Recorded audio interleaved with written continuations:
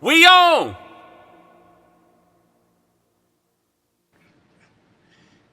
Yo, what's up? It's your boy DJ Noble.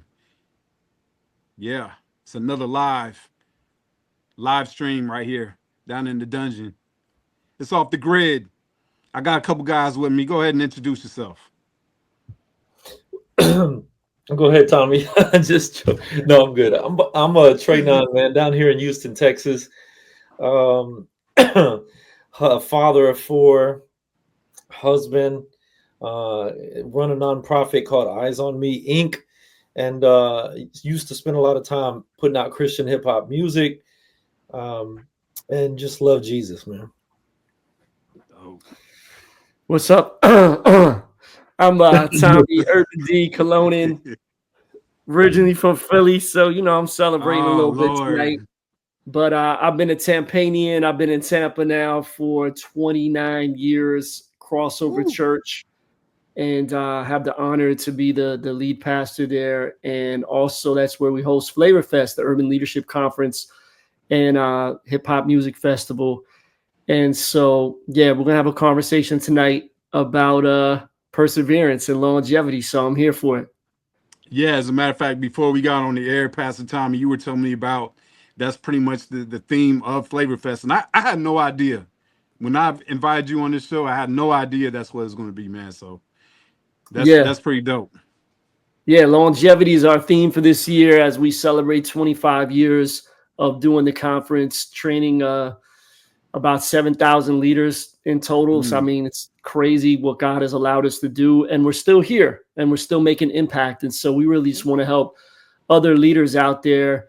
Like, how do you have longevity and still stay healthy? Have a good marriage, that your kids still love you, that you're still happy, you're not burned out. And so we really want to give leaders tools because, both Trey and I and yourself, we've been in this for a minute. And there's a lot of people that were right by our sides that were peers of ours and doing amazing things, or maybe even above us doing even greater things. And now, we look and see that they're not even around, or they burned out, or crazy stuff happened. And so, man, we want to help leaders stay healthy and keep loving Jesus, man, through it all. And so, yeah, so let's get it. Now let's do it. Let's do it. So let's talk about perseverance. What does perseverance mean to you? Let's start with you, Trey. Yeah, I think it's being willing to count the cost, and last, endure, not just start out well, but finish well. And it takes perseverance in between the start and the finishing well, to really say you have perseverance. And so that comes with, of course, trials. It comes with tribulations. It comes with temptations. It comes with failure.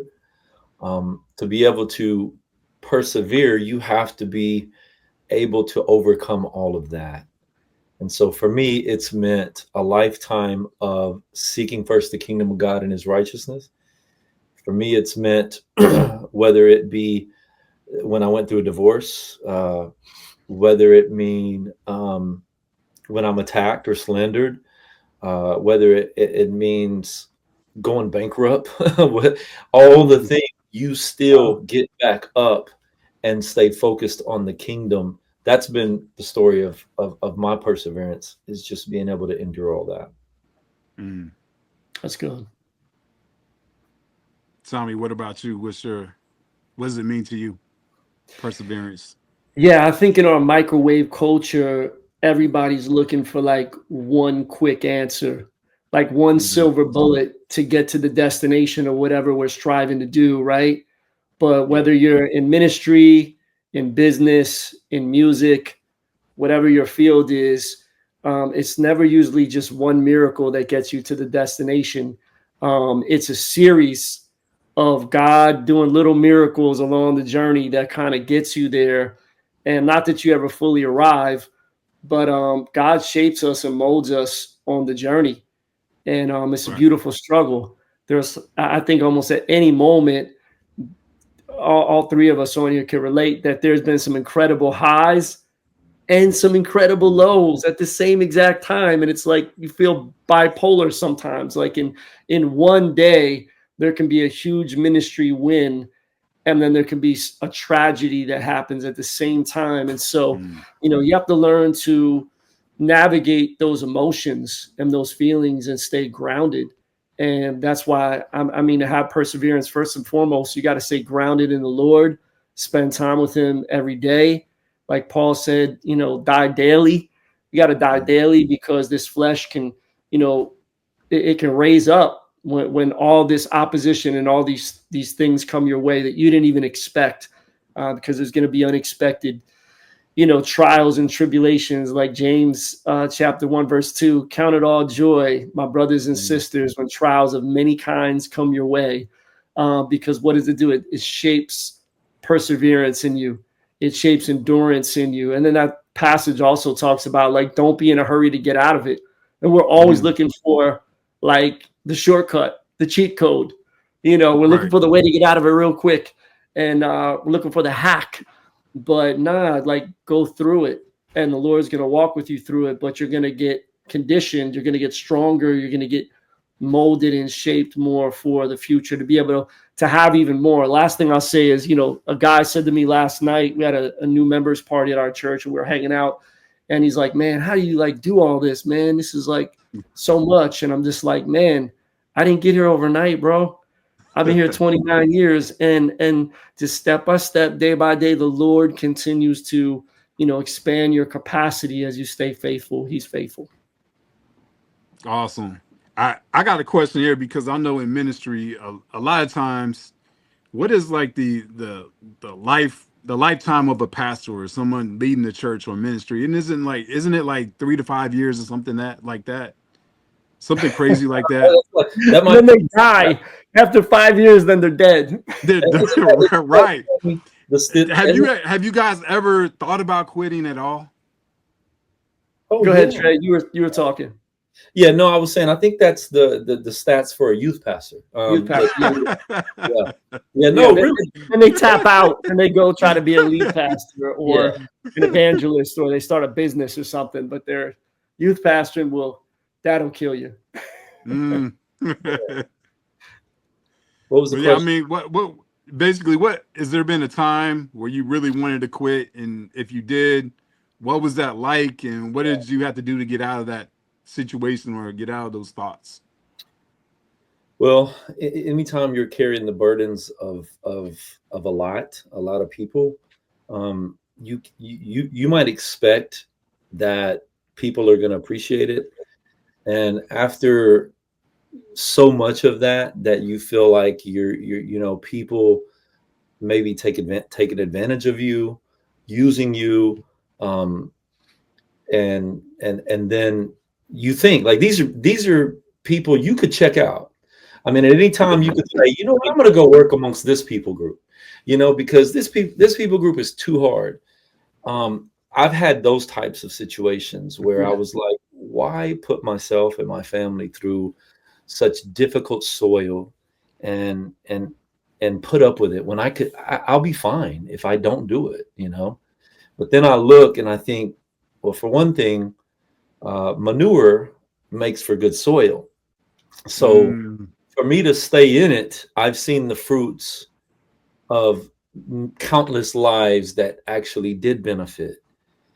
And then you think about who your real adversary is. It's not flesh and blood. When you realize the schemes of the evil, and you can get wise to that, which comes in time.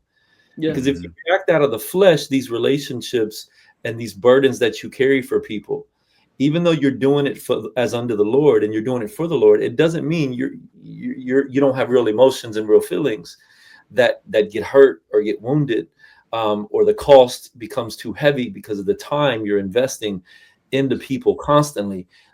After a while, I remember I had a season where my stomach started having problems, and I went in to just check it out. So much so to where the nurse said, have you had this or that or that? And I was like, no. And they said, do you have a stressful job?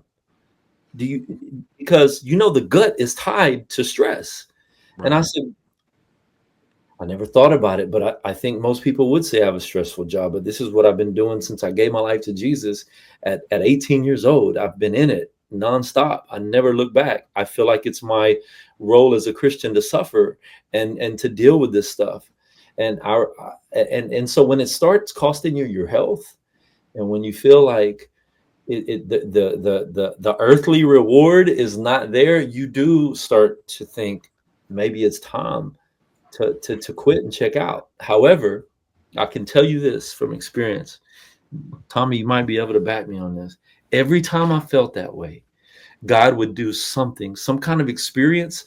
Somebody would be sent. Somebody would say something. A door would open, and it would be God saying, "See, I got you. Don't worry. Endure. Keep going. Persevere." And I would be like, "That's enough to go the next mile."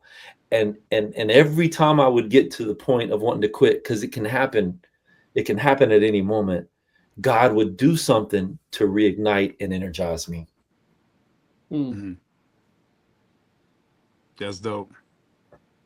Yeah, I could definitely I could be a witness to that. On those moments when you get discouraged, God will always come through in some way to, encourage you, say, keep going. Look at the fruit. Look at the receipts. For me, I'm like, guess I'm built a little different. I'm kind of like an eternal optimist. I am. And I think one of the advantages I have at Crossover, at the church that I'm at, is I've always had the freedom 100% to be me. There is a board of elders and we do have structure and all that, but everybody is really like on the same page. They've always been. They're supportive.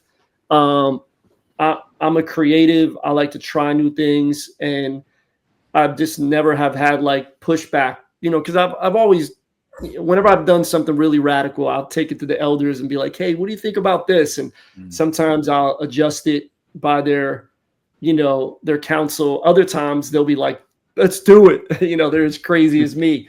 But so I've never had some of the things that a lot of pastors and leaders go through, where there's internal like politics and fighting and people pushing back on the direction of where the church is trying to go. So thank God I've never had that. So I really honestly haven't had a lot of moments where I felt like quitting what I do. I love what I do, but there's definitely been those moments, like Trey said, where you get tempted to be like, man, this soil's hard. Urban ministry is hard. People that are coming off the streets, that you have to disciple them, they don't get better in a few weeks or months. You look at the suburban churches that blow up, they got like 1,000 people coming in like the first year. And it's just all these people that already were in church and they moved to the new suburb that's being built, and they're looking for a church, and they planted a church in the new high school. And so now it's just blowing up, in the urban context, the multi-ethnic context as well. It just takes a lot more time, and people could come to our church at this point and see all the people and all the impact. But I'm like, man, this didn't happen overnight. There was years and years of grind, and there's still years of there's still grind right now. I worked 12 hours today, and that's not yeah. I mean, there's a lot to be done, and I love it. And I take my Sabbath. Monday's my Sabbath, and there's also some other days that are not as heavy as that. But I'll say this: the one time I did think about quitting, Trey, was during the pandemic. and Noble, I'm a people person, man. I'm an extrovert, Right. and your boy was struggling, man. We were closed, and there was no contact in person with people hardly. It was all this, and this gets old after a while. I get zoomed out. And I mean, we were doing a grocery drive-through on Fridays, and about 30 volunteers would come to it. We were out in the parking lot just giving out. To me, that was like the highlight of my week. I get to see other people, and we're giving out groceries, and we get to touch people and pray for them, and we're wearing masks and everything. But it was a crazy time. But in July of 2020, we were about to reopen, because in Florida, there wasn't really much cases. The regulations weren't that serious. A lot of churches opened in May and June in Florida, reopened. And so we were like, yeah, we're going to wait a little bit. We're going to watch all the white suburban churches open up and see what they're doing, and just let everything get a little more normal. We're going to open up late July. And then we had a wave of COVID cases that hit Florida, like Mm. the end of June, beginning of July. And suddenly, like, we didn't know anybody that was sick. We're like, yeah, I don't even think you can get it in Florida. It's too hot, right? We know people in Right, New York right. got it, you know. But Yeah. anyways, people started getting it, and we knew people that were sick. My daughter got COVID, and, you know, it was Mm. like we went and got tested. I tested positive, but never had a symptom. I got blood work. The doctor was like, nah, you never had it. Like, you ain't got no antibodies. You're fine. So anyways, like, we had to push back and postpone the reopening indefinitely. We're like, I don't know when we're open. Wow. We just don't know right now. Stay tuned. And we were doing great online, but I was just like, man, like, I didn't sign up to be an online pastor. And like, You're we've been right. doing this for months now. And I don't know. They say this is the new normal. What if it's years that we have to keep doing this? Like, this is horrible, you know? Right. But other than that, we did end up opening up October of 2020. But other Okay. than that, and I can say, you know, the Lord has just graced me to be built for this, and I love it. So yeah, I'm gonna keep doing it for a little while longer. That's dope. You guys bring up that multicultural. I know you guys are both involved in multicultural, multi-ethnic, multi-generational type church. What does Yeah, it take to get to that point, or how does God put that together? You know, what are the steps to make that happen? Either one of I'll y'all can jump in go. and answer because Trey's on mute. I'll say first of all, man, like, it's biblical. If you look at the New Testament church, um, the majority of the New Testament churches were multi-ethnic, multi-generational, like Jew, Gentile, people of all different classes, different ages were worshiping together. Not that that didn't cause some tension between the Jews Mm, and the Gentiles. Paul had to deal with that, had to deal with Peter. There's a number of things. But in essence, like, churches were multi-ethnic, in a few communities that were mono-ethnic because that's all that was there. But the majority of mm, them were multi-ethnic because they were reaching the whole community, the whole city. And so as I look at that biblical model, I feel like the church in America, you know, lost that for a long time because of racism and all the separate things. And, you know, now about 20% of churches, roughly around 20% of churches are considered multi-ethnic. That's growing. A decade or so ago, it was only about 10%. So it is definitely shifting and changing. Praise God. But I think, first of all, you got to say, man, you know, are we going to love all of our city? Are we going to love all of our neighbors? Now, granted, you're going to have a certain style at your church. It may not appeal to everybody, but can you still welcome everybody and try to intentionally reach people? And we've been about that intentionally at our church. And our church skews younger. And for me, like, I mm. grew up in a multi-ethnic environment. It just wouldn't be normal. I mean, my home is multi-ethnic. Your home, Noble, is Yeah. multi-ethnic. You know, Right. Trey, I know you've had all kinds of people in your house as well. I mean, that's the life that we live. We're hip hop as well. Hip Yeah. hop is multi-ethnic. And so, I mean, it wouldn't make sense to have our church be anything but that. And that, I think, is what most younger generations are looking for. Anyways, if it's just one group of people together, it's kind of weird, and it's not really a great witness for the Lord. So, but does it take some work? Absolutely. But for us, the Mm, last thing I'll say is the multi-ethnic, multi-generational piece isn't really even that hard for us because it's organic, it's natural, it's intentional. We teach and preach on it. But the third one, the multi-class one, that one takes a little more work. It really mm, does. Because you could have two dudes that are African American sitting right next to each other in my church service, and they're in totally two different worlds.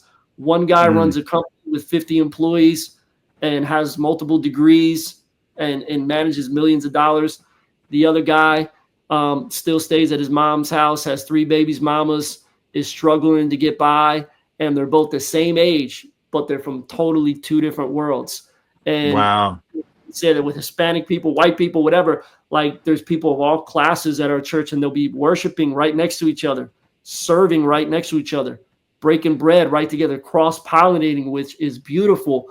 But the thing that can be a challenge sometimes is beyond Sundays, because Sundays they'll vibe to the worship together, they'll vibe to the word, they love what's going on. But the discipleship piece, they're at different places educationally, experience wise, you know, the way that they learn, all those things. So discipleship has to look different for some of the people that are in different classes. And not that they still can't be discipled together, but you just have to realize like everybody's not on the same exact level with certain things. So you have to be open to, so we have multiple things that we do at the church with discipleship. We have groups and we have classes that are academic, and we have corporate gatherings, and we have mentorship things, and a men's ministry and a women's ministry, and a lot of different things on a buffet to choose from because it's a diverse group of people. And we say, hey, you don't have to do everything, but you have to do you need to do something outside of a Sunday worship service. And here's, you know, the buffet of options to help you keep growing in your faith. And so we don't have it all figured out. We're still always trying to get better and growing and learning from others. But yeah, that's what I'll say. Trey. Hey, before Trey says something, can I just plug something in real quick with what you just said, Tommy? Yeah, it's your show, bro. It kind of reminds me. This kind of reminds me of like the Christian hip hop fan base, right? So people get saved at different points of their life. I got saved when I was 28 years old. I had no idea that you existed because I think you were already pushing out music by then. I didn't know who the Cross Movement was. I didn't know. Yeah, I just got introduced to the truth. I definitely didn't know who Tre9 was. Like, who was that guy? Like, you guys were doing music for a while, and because all I knew was Jay-Z, NWA. Like, that's all I knew. And then boom, I was introduced. So, and then of course there's kids that grow up, you know, from the time they were born, like my kids, you know, that got introduced early. So it's kind of interesting now, you know, and so people have different opinions on who's the best Christian hip hop artist or whatever the case may be. Like, you just have this, I guess, kind of classism in the sense, the ageism, or, you know, but it kind of goes back to with like even, you know, understanding the word of God. You know, the baby in Christ, they could be 40 years old, right? Then they have no knowledge. And you have this youngster that's 15 that knows the word from front to back. You know, it's just kind of interesting how that all kind of fuses together. Yeah. Right. A lot of it is, for me, is I grew up in a predominantly Black and brown neighborhood. And so when I got saved, you know, I was already into hip hop culture. And so it was natural that when I got saved, I would be going back into where I was most comfortable. And so my diversity stems from how I grew up. And then when you think of an organized ministry like Eyes on Me, we're a nonprofit 501c3. We go and establish our roots in neighborhoods that are predominantly Black and brown, but we mobilize people from, I call them prevailing model churches, that will come in and serve.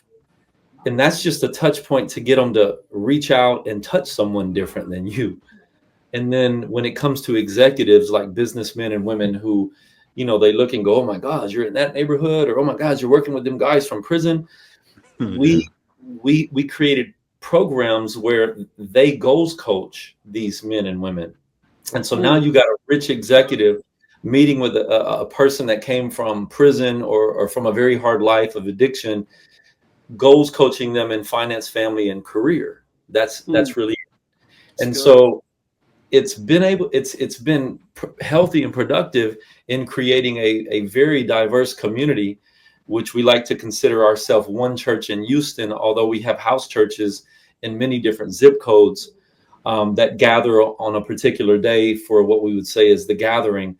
But from house to house, you know, we're connecting as one body of Christ. And we're even at the point now where we're multiplying into other cities and other countries, and we're connected city to city, region to region. And so what I'm seeing is through those efforts, grassroots efforts, like I remember when I met Tommy, he had a skate park outside of a little church, a little building where Flavor Fest used to be held. I remember that. And so that diverse community of hip hop, and then guys like me and Tommy growing older and being able to build the bridge, it only further deepens a church culture that is becoming more diverse. So I have a lot of hope for the future church, because now I'm not the guy saying, Pastor, would you help me do this? Would you let us rap for your youth group? Now we are the one that determine the pathway for the church, because we're in our late 40s and 50s and some are in their 60s. And so it's a beautiful thing. And to me, it gives hope for the church that guys like Tommy don't have to ask permission. Like he said, we get to live out our visions and dreams and desires and what God puts on our heart now, instead of being in subordination to some elder who's stuck on tradition. Right. Yeah. So that brings some hope for everybody, that, you know, a diverse church is on the rise, and it's going to continue to grow. That's dope, man. And I was just thinking about, you know, a baton, right? How do you pass the baton on?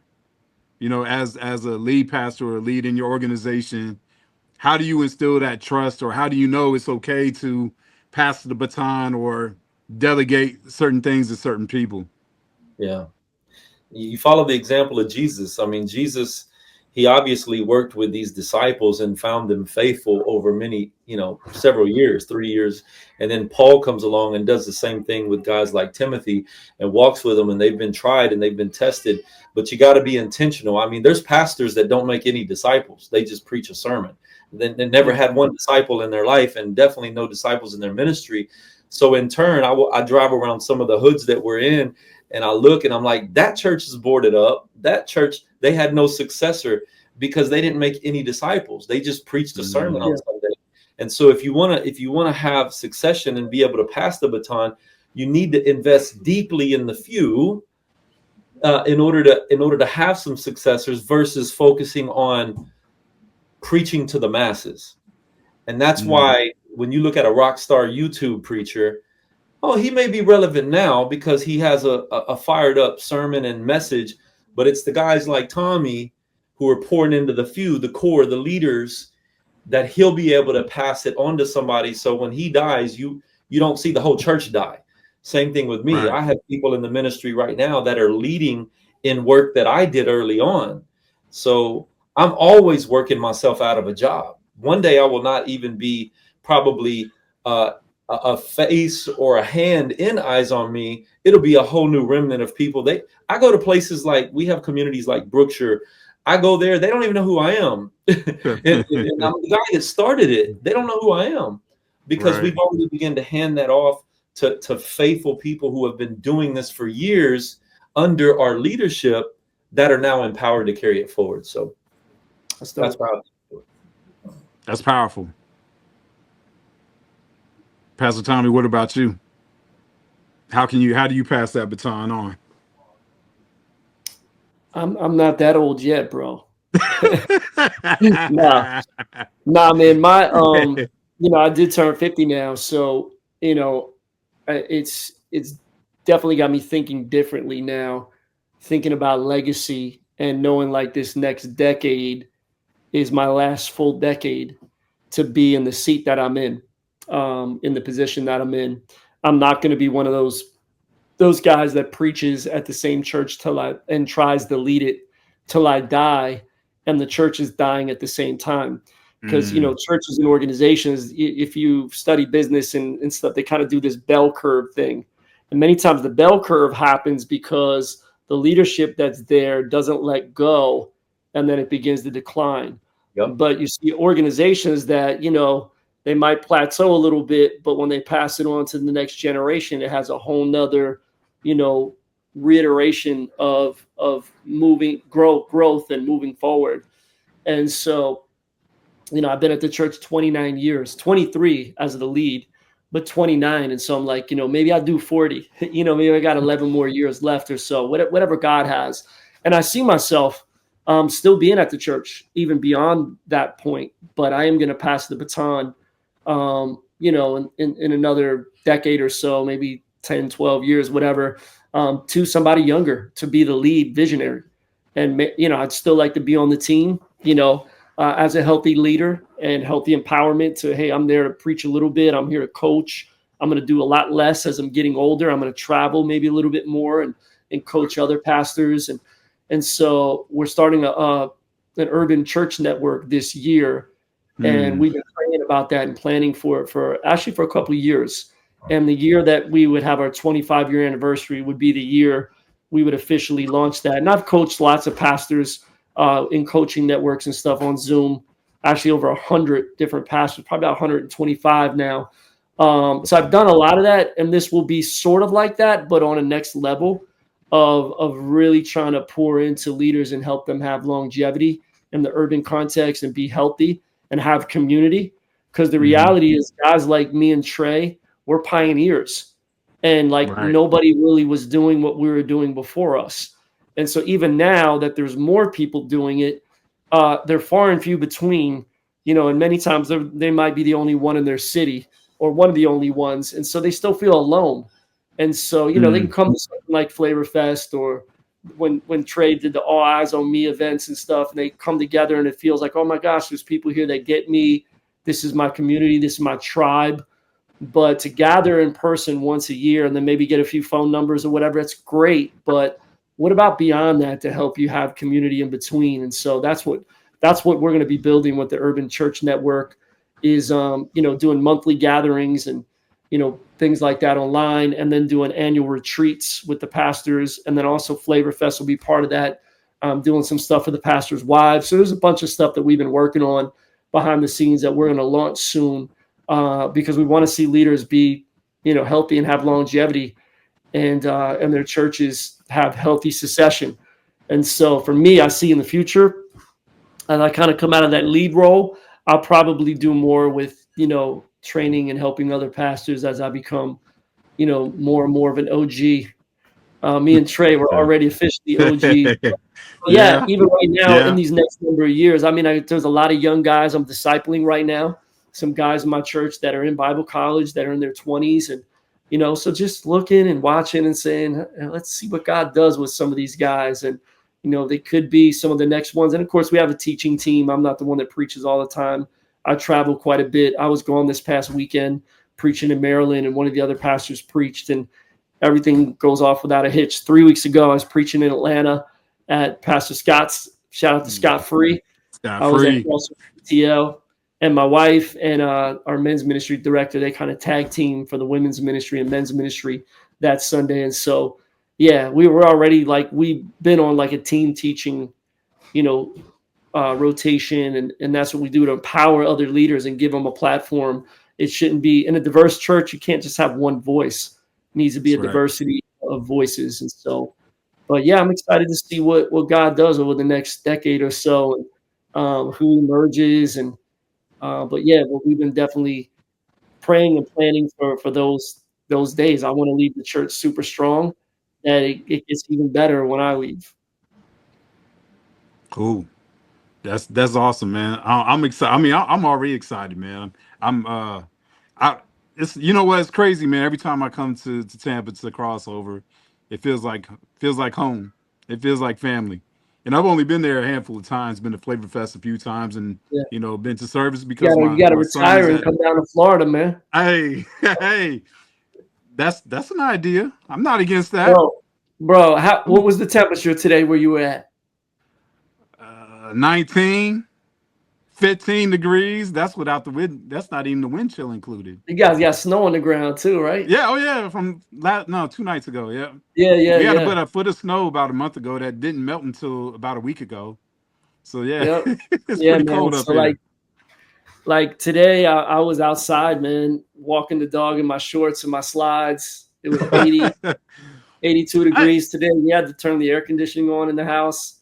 I mean, this is Florida winter. I mean, we did get some cool weather a few weeks ago for a little bit that was unseasonably cold, but now it's like back. It's averaging around 80 in the daytime, 65 at night. No humidity. I'll tell you what. The only thing my sons complain about, because they're obviously in Lakeland, right? Well, one of them is now. The other one came back home, but the one thing they complain about is that it doesn't feel like Christmas during Christmas time. It's too warm. It's like, it can be a little weird. We have had a couple cold Christmases, but you ain't gonna get a white Christmas, that's for sure. Hey, look, if you have opportunities, just hit me up, man. You know where to find me. Yep. Hey, but a couple more things. You still got some snow recently too, right, Trey? Yeah. It could be 30 degrees tomorrow and 80 degrees the next day. It's Yeah, it it can't swings even over call there, it. but they Yeah, still have some warmth in the winter absolutely. Absolutely. sometimes. So I know you guys got to go. Thanks for taking your time to join me, because I know, Tom, you're an hour ahead of us. So I definitely appreciate you, hanging in there with us. But just a couple of questions. Well, I'll say one question, then we'll kind of wrap it up in a sense.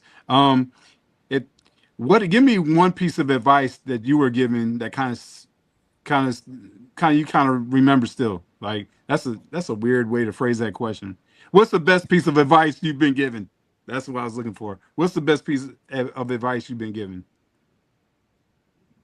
What would you Go say, ahead. Trey? You go. Yeah, I got to think about this. All right. Well, I can't say like it was the best piece of advice, but it was a piece of advice that was right. And that was that everybody that's on your team right now is probably not going to be on your team as your organization, your ministry grows. And not everybody's going to be able to go to that next level.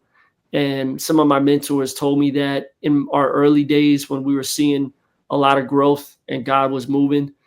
And, we were also thinking about, man, we're outgrowing this facility. Both you guys went to the old spot and, we Yeah. outgrew that for years. We were like doing 3 services and trying to make use of every little patio space and all the stuff we did outside.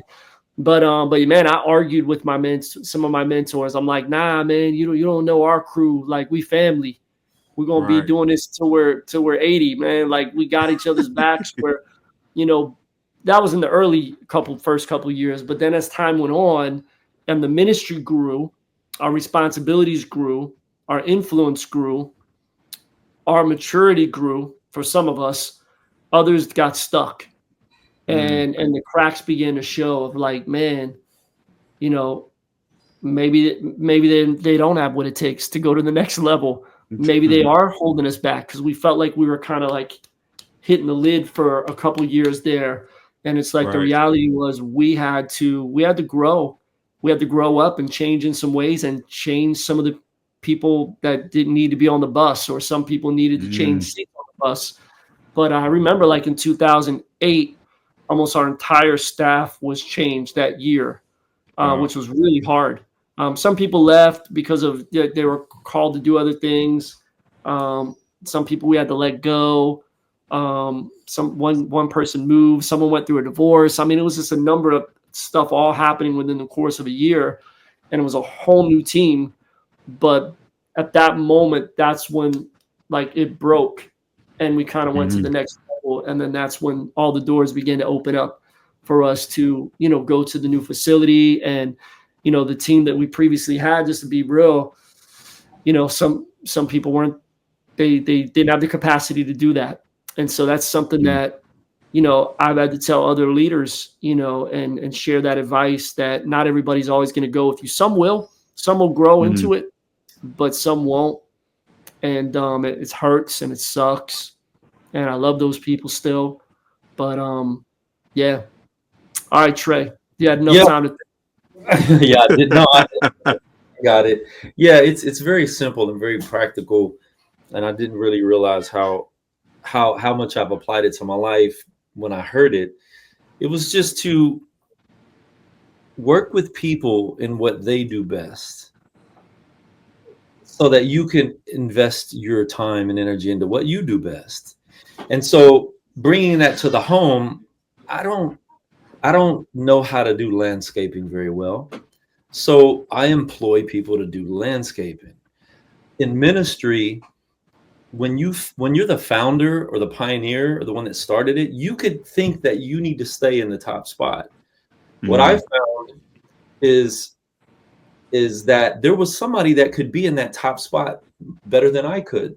So I gave the title of executive director to a person that could do it better, and he does it better than me. Most people, when they start something, they're the founders, they can hang on to that top spot, so to speak, right?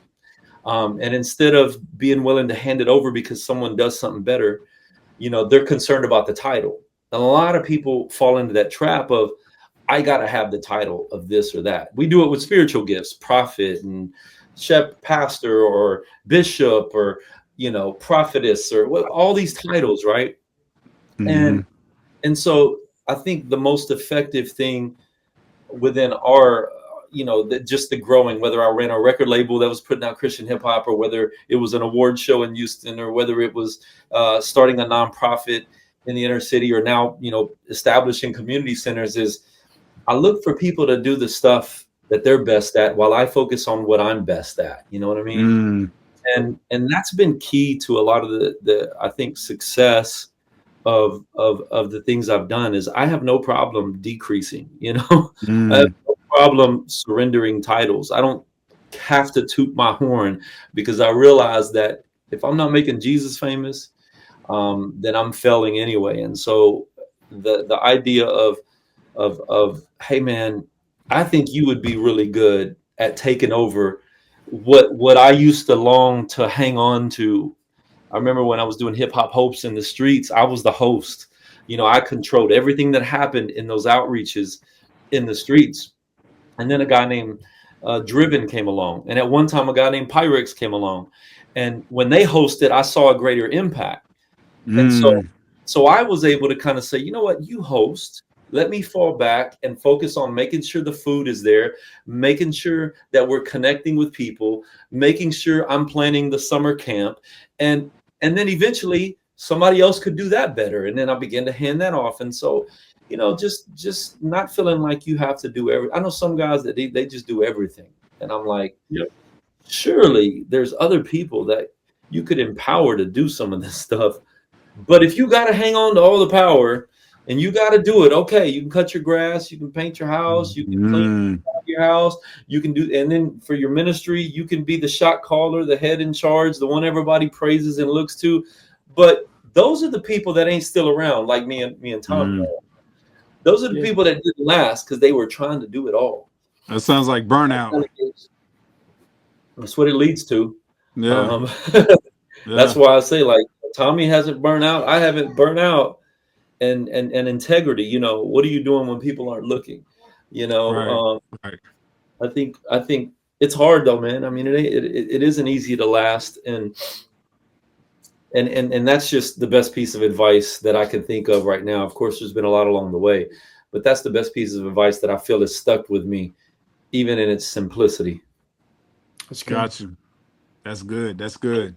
Hey, I just want to give a shout out to somebody watching. I don't know who it is, but it's Poppy, your dad. Poppy, your dad. Sound like somebody Tommy would know. Did you bring him in? Came from. So, they asked a question, and this has nothing to do with perseverance. Did you guys see can you see the questions in front of you? No. You guys can't see the questions at all? Okay, so the question is, what did you think about the halftime show? Yeah, go ahead, Tommy, because I don't have much to offer. I just want to answer the question, man. Like, okay, you gonna ask the question? Well, I did watch the game, but the TV I was watching on, I was up in Maryland, up there, and the TV kept glitching in and out. So during the game, it wasn't that bad, but during a performance, it was, because you kept losing the lyrics. I watched some highlights of it. But when I watched some of it live, I wasn't even paying attention to it fully because just the TV I was watching it on, unfortunately, the signal kept cutting in and out. But I could comment then. Go ahead. I watched the whole thing, but I was at one of our centers where we had a big Super Bowl party and everybody was watching, and I watched the whole performance.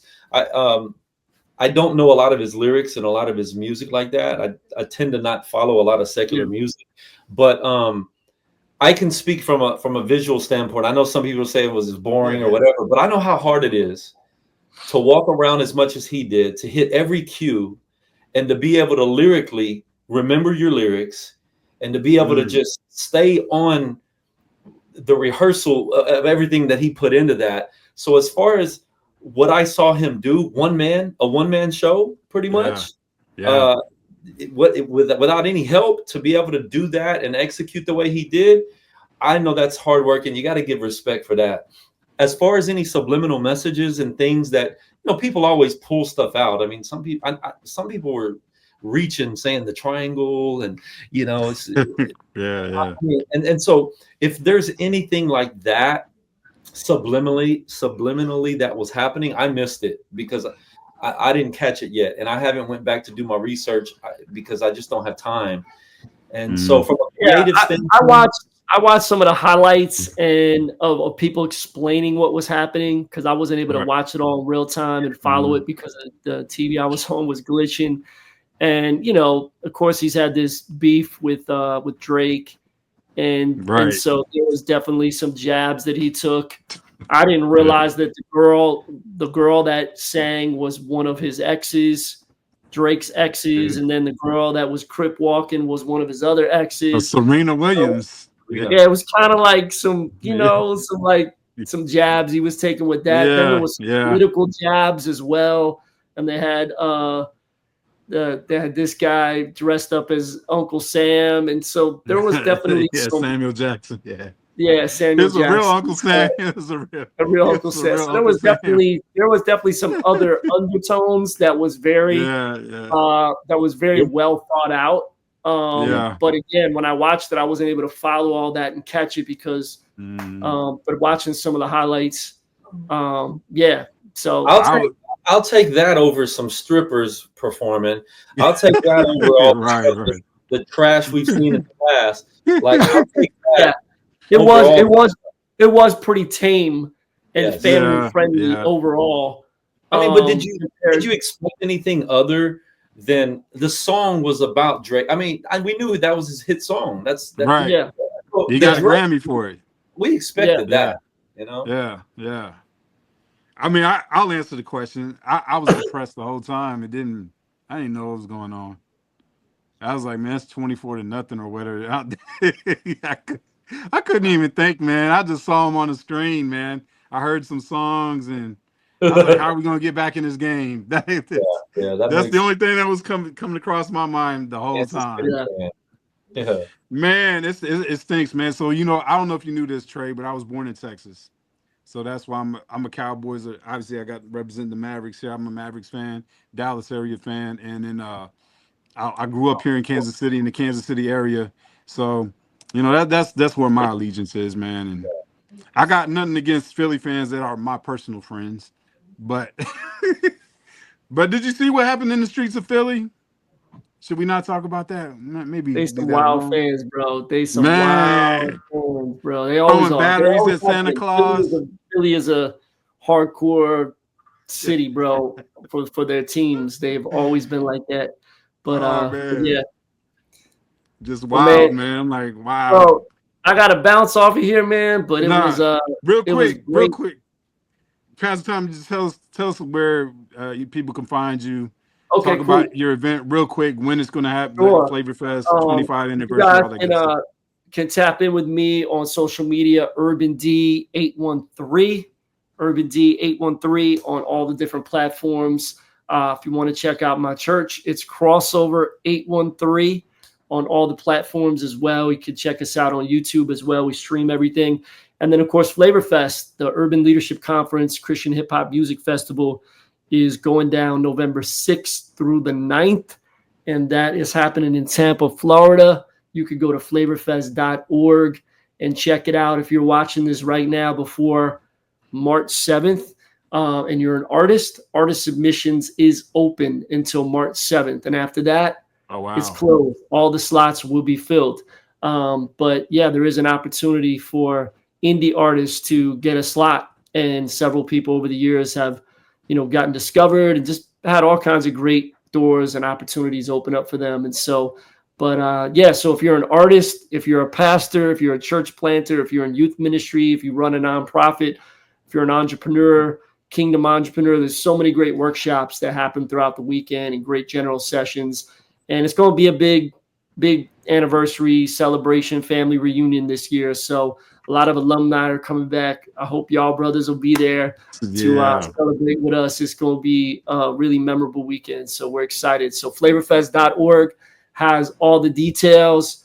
And tap in with us, guys. Will do, Trey. Yeah. Well, Tommy, I know you got to go, bro. So good to see you again, man. As always, it's a pleasure. Love you, man. Likewise, man. Thank you, sir. So my social media handle is at Tre9 online, at TRE the number 9 online, and also for the nonprofit organization, it's at Eyes on Me, just spelled properly, Eyes on Me Inc. At Eyes on Me INC. You can plug in, follow. Hopefully, you'll see some of the updates and the things that we're doing in the communities across Houston and beyond. Our website is eyesonmeinc.com, and it's just been a pleasure, man. Likewise, man. Thank you. What Love you your build? setup too on your podcast. Huh? Yeah, thank you. What you building in the back, by the way? This is a obviously I'm in the basement, so a couple of rooms, bedroom right behind me. I got a bathroom over here to my left. I'm trying to build a studio space over here to my left as well. So All right. yeah, just got a couple things. Game room down here. Yeah, Oh, it's gonna be dope, man. it's a blessing, man. It's good to Yeah. see you. Likewise, it's been years, man. It's been It's been years. years. I gotta get down to H-Town, man. So Hey, if hold you me do, accountable to that. yeah, for If you sure. ever come up this way, man, let me know. Kansas City, Anywhere huh? near. Yeah, Kansas City. Yep. Okay, that's a bet. Yeah, yes, sir. But yeah, man, appreciate you, Trey. My And pleasure. make sure y'all check them out, man. Both of them. I'm excited, man. Yeah, Look, off the grid, man. It's it's on and popping, man. I appreciate y'all joining us tonight. So or joining me, I should say. You guys joined me, so I appreciate it. Oh, I guess us for those that are listening. yeah. So I appreciate you, man. God bless you, bro. God bless you. All right, peace.